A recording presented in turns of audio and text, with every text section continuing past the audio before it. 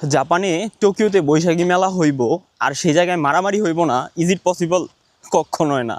জাপানে বৈশাখী মেলা মানেই হইতেছে মারামারি, মারামারির মেলা। ঠিক আছে, তো এমন একটা অনুষ্ঠান যেটা প্রত্যেক বছরের অনুষ্ঠান মানে আয়োজন করা হয়, আয়োজক কমিটি প্রত্যেক বছর এটা অনুষ্ঠিত করে বা আয়োজন করে। ঠিক আছে, কিন্তু দিন শেষে দেখা যায় শেষের দিকে আইসা একটা পক্ষ আর একটা পক্ষের সাথে মারামারি লেগে বয়ে থাকে। বুঝছেন, আমাদের যে কালচার, আমাদের যে সংস্কৃতি, আমাদের যে দেশের যে ভাবমূর্তি, এই ভাবমূর্তিটা জাপানিজদের কাছে একদম উজ্জ্বল করে দেয়। ঠিক আছে, দেখেন আমরা কত কালচারাল একটা পরিবেশ থেকে বিলং করি। ঠিক আছে, আমরা কত রিচ একটা মানে কি বলে কালচার থেকে বিলং করি, আমাদের কালচারটা দেখেন।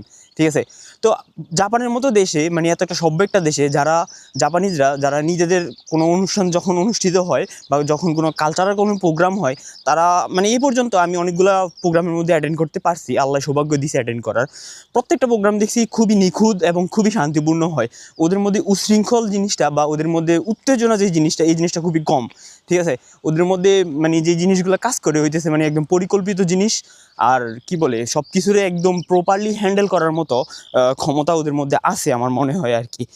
তো আমার কথা হইলো, আপনারা যদি কোনো একটা দেশকে রিপ্রেজেন্ট করেন, দেশের মানুষকে রিপ্রেজেন্ট করেন, তাহলে সেই ক্ষেত্রে আপনাদের আরেকটু আক্কেল জ্ঞান খাটাইয়া আরেকটু ভালোভাবে পরিচালনা করা উচিত।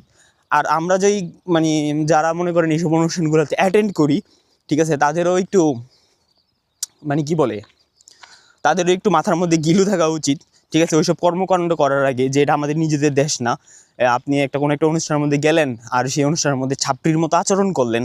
ঠিক আছে, ছাত্রীর মতো আচরণ করে আপনি নিজেরে মানে রকি ভাই মনে করলেন, আপনি নিজেরে মনে করেন যে এনিমেলের রণবীর কাপুর মনে করলেন। ঠিক, বাস্তব জীবনটা আসলে এমন না। আপনি নিজে সোয়াগ দেখাইতে যায় আর নিজে একটু কুল হইতে যায়, দেখা যায় যে আপনি নিজের দেশে ছোটো করে আসছেন, দেশের মানুষের ছোটো করে আসছেন, দেশের কালচারে ছোটো করে আসছেন।